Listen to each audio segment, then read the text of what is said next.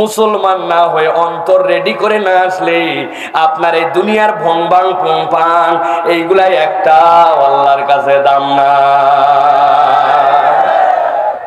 আল্লাহ রাব্বুল আলামিন এই জন্য বলছেন শিফাউল লিমা ফিস সুদূর।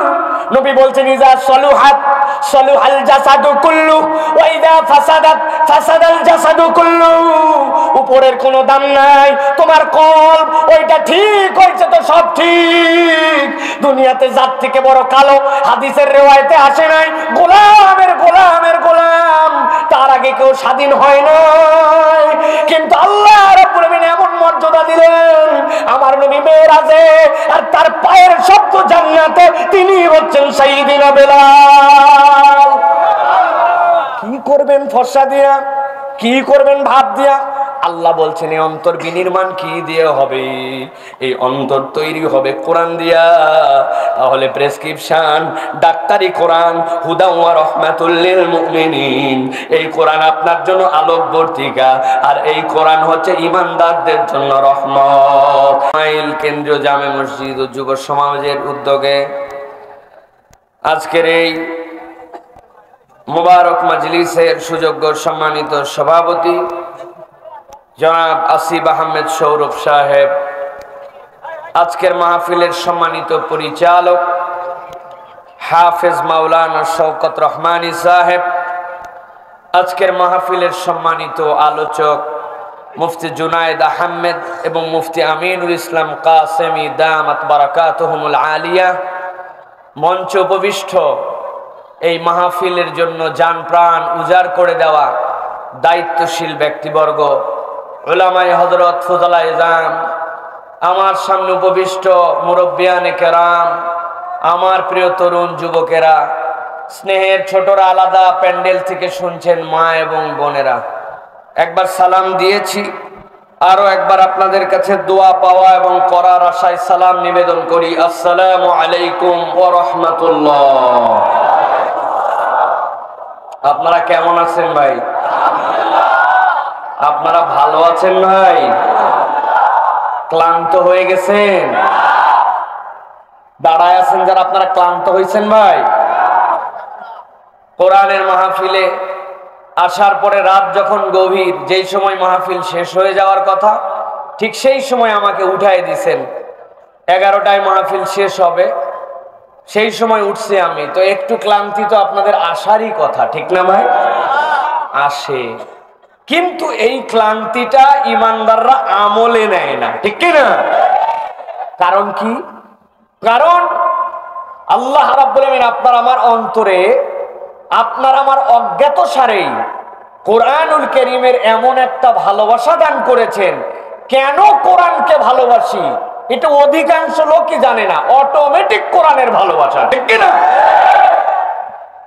আপনি ভালো করে খেয়াল করলে দেখবেন বাংলাদেশের রাজনৈতিক দল যারা আছে আর যারা রাজনৈতিক দলের লিডার, তারা জানে ময়দানে লোক আনতে কি পরিমাণ খরচ হয়।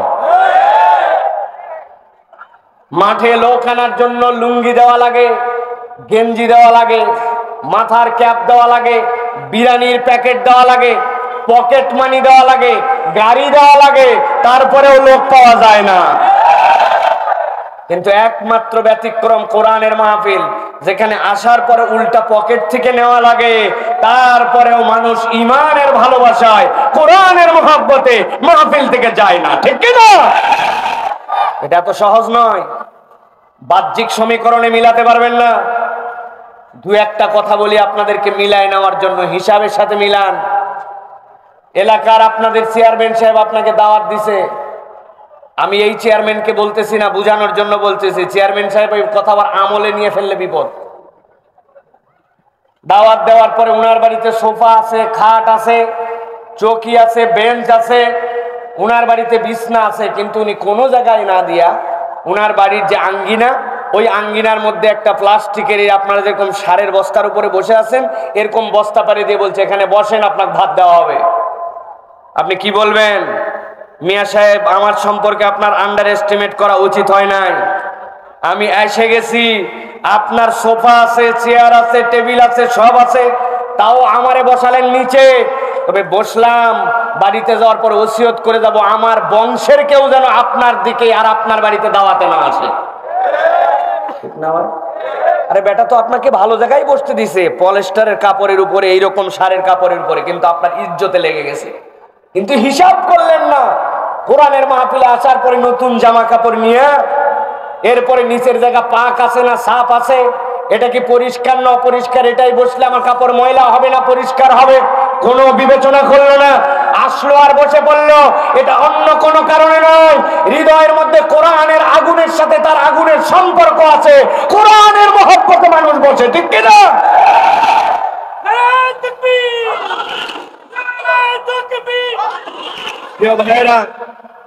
এই যে কোরআনের জন্য আমরা আসলাম, কোরআনের জন্য মোহাব্বত দেখালাম, এর লাভ আছে না নাই?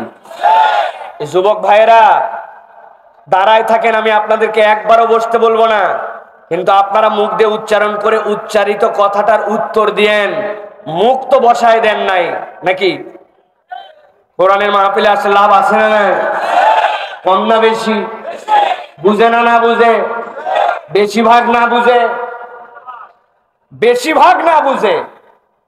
আর আমাদের ইয়াংরা এখন এমন একটা ভাব নিয়ে ঘোরে যে দুনিয়ার সব জানে।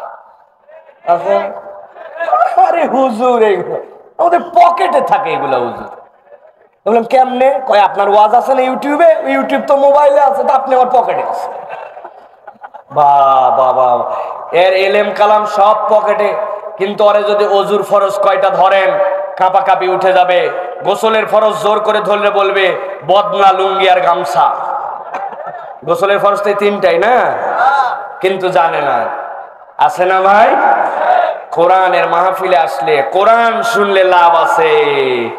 আমার আল্লাহ রাব্বুল আলামিন বলছেন, গভীর মনোযোগে বোঝেন, আল্লাহ রাব্বুল আলামিন বলছেন বাল নাকযিবু বিল হাক্কি আলাল বাতিল ফায়াদমাগুহু ফাইদা হুয়া যাহিক ওয়া লাকুমুল ওয়াইলু মিম্মা তাসিফুন।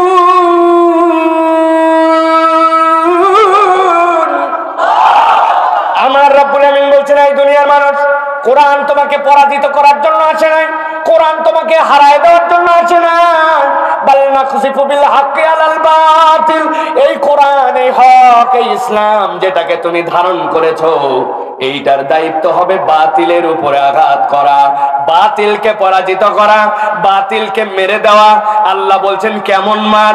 আল্লাহ বলছেন ফায়াদমাগুহু, আরবিতে দামগুন শব্দের অর্থ হচ্ছে মাথার উপরে মারা, কিন্তু মাইরটা মাথার উপরে মারলেও ব্রেন পর্যন্ত যেই মায়ের আঘাত পৌঁছায় যায়, আরবিতে তাকে বলা হয় দামগুন।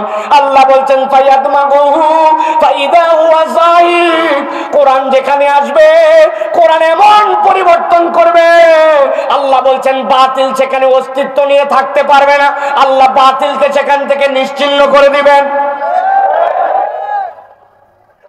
সাভারে দুইটা ছেলে মারামারি লাগাইছে, লাগানোর পরে একজন আরেকজনের হাত ভাঙে ফেলাইছে, পরে সাভার মেডিকেলে ভর্তি করছে, গলার মধ্যে প্লাস্টার দিয়ে ঝুলানো, ব্যথায় কাতরায়। ডাক্তার বলছে একটা দিন অন্তত থেকে যাও, আগামীকাল ফাইনাল একটা চেক করে তারপরে তোমাকে রিলিজ করা হবে না, অপারেশন করা লাগবে, দেখা যাবে। বলে ব্যথায় তো বাঁচি না, ইঞ্জেকশন লাগাও ব্যথার। নার্সকে বলে দিছে, নার্স একটা ইঞ্জেকশন দিয়ে দিছে। রাত্রেবেলা হাতের মধ্যে প্লাস্টার নিয়ে ঝুলানো আছে, ব্যথাটা একটু কমা মাত্র হাসপাতালের বেডে শুয়ে শুয়ে নিয়ত করছে, আল্লাহ একবার খালি আমার হাতটা ভালো হোক, আর একবার খালি আমার গ্রামে ব্যাক করে, সাভারে ব্যাক করে।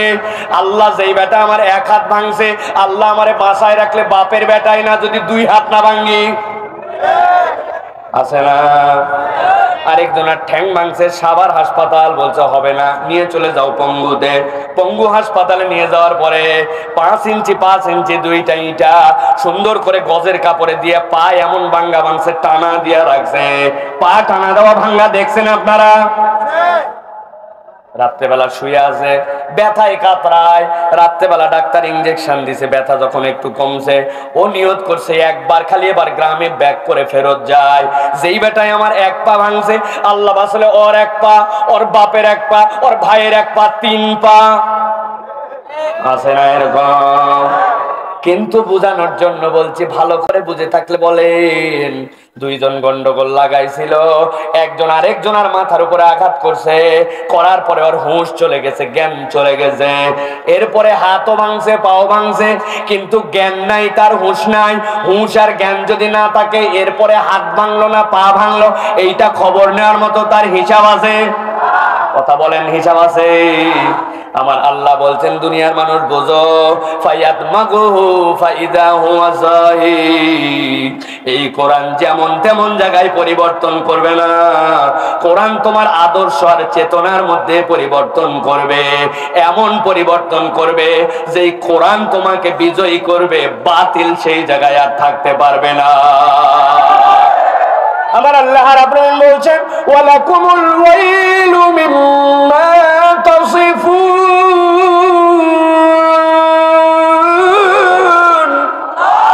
এই দুনিয়ার মানুষ আর যারা কোরআন নিয়ে, ইসলাম নিয়ে, ঈমান নিয়ে উল্টাপাল্টা কথা বলে, আল্লাহ বলছেন ওয়ালাকুমুল ওয়াইল, সাবধান হয়ে যাও, মিম্মা তাসিফুন, উল্টাপাল্টা যা বলেছিলে আল্লাহর কাছে সবগুলোর হিসাব দেওয়া লাগবে। এক রামের জন্ম কয় জায়গায় হয়? বাবরি মসজিদের নিচেও নাকি রাম হয়েছে, মুসলমানদের মসজিদ যেখানে সেখানেই রাম হয়েছে। এক বাবরি মসজিদ ভাঙ্গায়া মনে করছে ভেঙে দিলাম, এই জায়গা থেকে মসজিদকে বিলুপ্ত করে দিলাম। ইসলামের ইতিহাস যদি আপনি পড়ে থাকেন, যারা 700 বছর ভারত শাসন করলো, তারা যদি এক্সট্রিমিস্ট হইতো, তারা যদি মনে করতো এখানে একটা অন্য ধর্মাবলম্বী রাখবো না, তাহলে একটা অমুসলমান ওই ভারতে থাকতে পারতো না, ঠিক কিনা? একটা মসজিদ ভাঙ্গা হয় নাই, একটা জায়গাতে মন্দির ভেঙে মসজিদ করা হয় নাই। কিন্তু আজকে তুমি আল্লাহর ঘর ভেঙে যেই জায়গায় মন্দির বানাচ্ছ, এমন দিন আসবে, এমন দিন আসবে, আল্লাহর সিজদা যেই জায়গায় পড়েছে ওই জায়গায় অন্য কিছু টিকতে পারবে না, ওই জায়গায় মসজিদ আবার হবেই হবে। আল্লাহ রাব্বুল আলামিন বলছেন, এই কোরআন তোমাকে চ্যালেঞ্জ দিল, দুনিয়ার মানুষ তোমার চরিত্রটা কোন দিকে নিয়ে যাব, তুমি একটু হিসাব মিলাই দেখো। ও যুবক, মনে করো না দাঁড়ায় থাকে একটুখানি দেখে নিলাম, মন টিকলো, থাকলাম, মন টিকলো না, পকেটে হাত দিয়ে চলে গেলাম, চলে যেতেই পারেন, আপনাকে কেউ ধরে রাখবে না। আমি চিন্তাও করি না কে থাকবে আর কে থাকবে না। আমি যে কথা বলার নিয়ত করে আসছি, শুধু মাইক বলা থাকলে ওই পর্যন্ত কথা বলেই যাব ইনশাআল্লাহ। আল্লাহ রাব্বুল আলামিন বলছেন, গভীর মনোযোগ দেন, ওয়া মান আরাদাল আখিরাতা ওয়া সাআলা সাইয়া ওয়া হুয়া মুমিন ফাউলাইকা কানা সাইয়ুহুম মাশকুরা।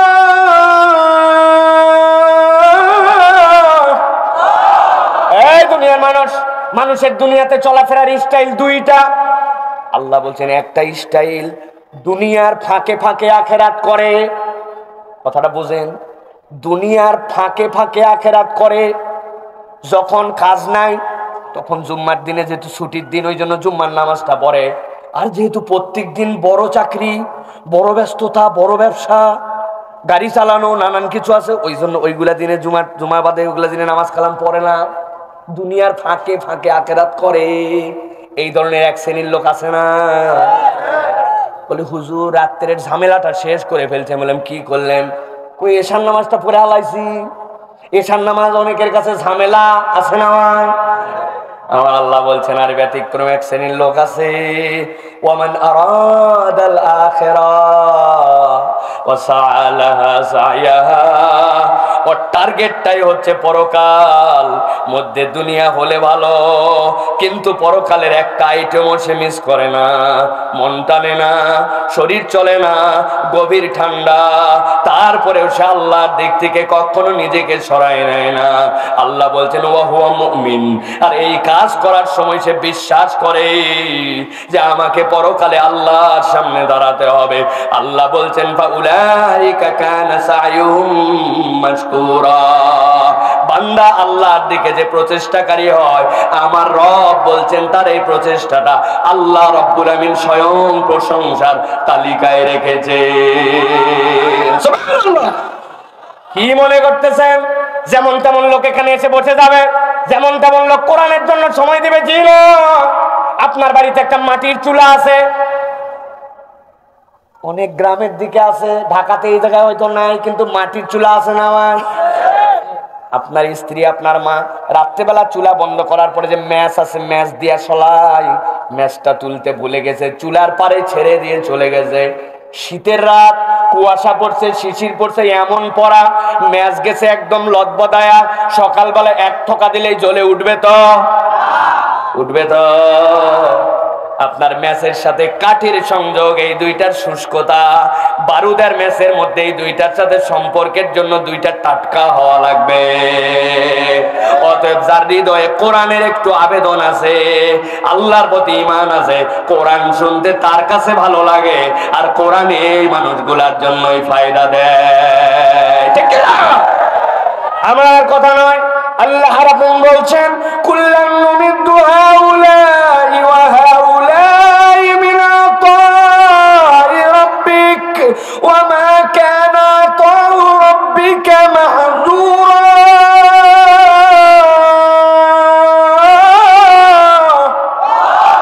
এই দুনিয়ার মানুষ এরাও পায় ওরাও পায়, যেই বেটা আল্লাহ মানে না, আল্লাহ রাব্বুল আমিন ও ধান লাগালে তাকেও আল্লাহ দেয়। যেই বেটা নামাজ পড়ে না, ও যদি কুশার লাগায়, ওর কুশার তিতা হয় না, ওর কুশারও মিষ্টি হয়, কিন্তু তার প্রাপ্তিটা দুনিয়ায় শেষ হয়ে যায়। আর যে পরকালকে টার্গেট করে তার জীবন চলায়, তার দুনিয়াতে প্রাপ্তিতে কম হলেও আখেরাতে তার কম হবে না।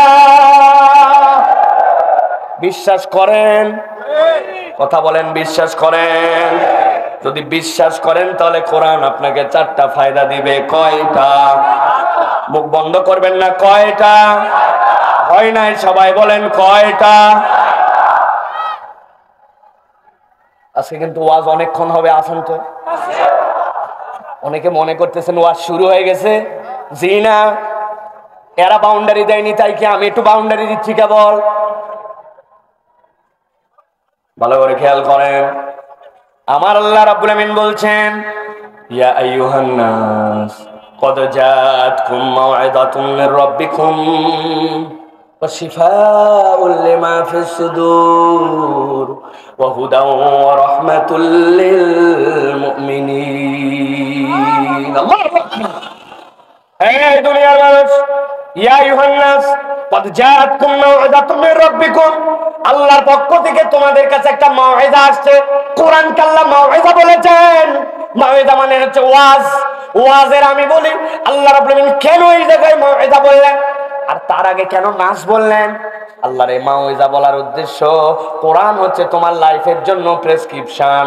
প্রেসক্রিপশনে আপনার নাম থাকে, বয়স থাকে, ওয়েট থাকে, পাশ দিয়ে আপনার রোগের বিবরণ, এই পাশে আপনার ঔষধ। 1 নম্বর ঔষধের নাম, 2 নম্বর ঔষধের পাওয়ার, 3 নম্বর ঔষধ কয়বার খাবেন, খাওয়ার আগে না পরে খাবেন, আর এই ঔষধটা কতদিন পর্যন্ত চলবে, পরবর্তী ডাক্তার কবে দেখাবেন। এইগুলা আপনার জন্য কোরআনুল কারীমের মধ্যে আল্লাহ রাব্বুল আমিন ঠিক একইভাবে প্যাকেজ হিসেবে ঢুকাইছেন। আল্লাহ বলছেন এই কোরআন তোমার জন্য মাউইযা। কোন দিকে চলবে, কত জোরে চলবে, কত দূর পর্যন্ত চলবে, কার সাথে দেখা করবে, কার সাথে দেখা করবে না, কোনটা হালাল কোনটা হারাম, আল্লাহ সবগুলা উল্লেখ করে দিয়েছেন। এর নাম হচ্ছে কোরআন। আর আল্লাহ বলছেন এই কোরআনের মূল কাজ হবে তোমার অন্তর নির্মাণ করা। কেননা আপনার অন্তর ঠিক না হলে জান্নাতের সার্টিফিকেট পাওয়া যাবে না। আপনি ঠিক বললেও ঠিক, না বললেও ঠিক। এত লম্বা মানুষ, এত বিশাল দেহ, এত টাকাওয়ালা, এত ক্ষমতা, এত দাপট, কোনদিন তাকে কেউ হারাতে পারে নাই। আছে না এরকম? আল্লাহ বলছেন এগুলা দিয়ে কি হবে? আরে আমি তো মাঝে মাঝে বলি আপনি কত লম্বা লোক দেখছেন? লম্বা লোক তো জীবনে আমি একটা দেখছি। মক্কার শরীফে কাবার পাশ দিয়ে তওয়াফ করতেছি, এক লোক এসে দেখি খালি আমার জায়গায় বাড়ি মারে। সব জায়গায় আক্রমণ থাপ্পড় সহ্য করা যায়, কিন্তু গালে বাড়ি সহ্য করা যায় না। ঠিক না ভাই? গেডি ধরলে বাঙালি খেপে যায়, কিন্তু এই বেটা খালি এই জায়গায় মারে, কি ব্যাপার? তাওয়াফ করার সময় খানিকক্ষণ পরে চিন্তা করলাম, যতই সবর করি দেখি তো কোন বেটা এই জায়গায় খালি গুতা দেয়। তাকায় দেখি ডান পাশে লোক নাই, কি রে ঘুতায় কিন্তু লোক নাই কেন? এরকম করে উপর দিকে তাকায় দেখি আমার থেকে 2.5 হাত উঁচু। ও বেচারি আমাকে মারে না, ও বেচারি যখন স্বাভাবিক চলে আমি এমন বাটুর বাটি, ওর হাত এমনি এই জায়গায় লাগে। কত কালো মানুষ দেখছেন আপনি। একদিন হঠাৎ করে দেখি চায়ের দোকানের মধ্যে, কিরে টিভির মধ্যে খেলা হচ্ছে, ওই জায়গায় দেখি মাঠের মধ্যে থেকে লাইট জ্বলে আর বন্ধ হয়। কিরে এরকম তো হওয়ার কথা নয়। গভীর মনোযোগ দিয়ে তাকায় দেখি ওয়েস্ট ইন্ডিজের এক প্লেয়ার ব্যাটিং করতেছে, হেলমেটের ভিতর দিয়ে যখন চুইংগাম চাপায় তখন দাঁত দেখা গেলে লাইট জ্বলে, বাকি অন্ধকার। আছে না? কত লম্বা দেখলাম, কত বেটে দেখলাম, কত সাদা কত কালো। ইয়াউমা লা ইয়ানফাউ মালু ওয়ালা বানুন ইল্লা মান আতাল্লাহা বিকলবিন সালিম। মুসলমান না হয়ে অন্তর রেডি করে না আসলে আপনার এই দুনিয়ার ভংবাং পুংপাং এইগুলাই একটা আল্লাহর কাছে দাম না। আল্লাহ রাব্বুল আলামিন এই জন্য বলছেন শিফাউল লিমা ফিস সুদূর। নবী বলছেন ইজা সলুহাত সলুহাল জাসাদু কুল্লু ওয়া ইজা ফাসাদাত ফাসাদাল জাসাদু কুল্লু। উপরের কোনো দাম নাই, তোমার কলব ওইটা ঠিক হইছে তো সব ঠিক। দুনিয়াতে জাত থেকে বড় কালো হাদিসের রিওয়ায়াতে আসে নাই, গোলামের গোলামের গোলাম, তার আগে কেউ স্বাধীন হয় না।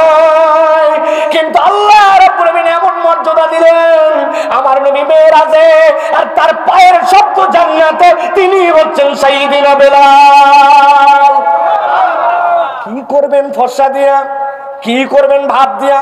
আল্লাহ বলছেন এই অন্তর বিনির্মাণ কি দিয়ে হবে? এই অন্তর তৈরি হবে কোরআন দিয়া। তাহলে প্রেসক্রিপশন ডাক্তারি কোরআন, হুদা ওয়া রাহমাতুল লিল মুমিনিন। এই কোরআন আপনার জন্য আলোক বর্তিকা, আর এই কোরআন হচ্ছে ঈমানদারদের জন্য রহমত। আপনার দুনিয়াতে আলো, আপনার কবরে আলো, আপনার পরকালে আলো। অতএব যেই আলোর কাছে আপনি এখন আছেন, এই আলোটা হচ্ছে পরকালের সঞ্চয়, ঠিক কি না? আল্লাহ আমাদেরকে কবুল করুক, বলেন আল্লাহুম্মা আমিন। প্রিয় ভাইয়েরা, তাহলে আমরা কোরআন শোনার জন্য যে আসলাম, কোরআন শুনলে আমাদের জন্য লাভ আছে এটা আমরা বুঝে ফেলেছি, ঠিক কি না? তাহলে এই কোরআন শোনার জন্য আমরা রাজি আছি তো ইনশাআল্লাহ?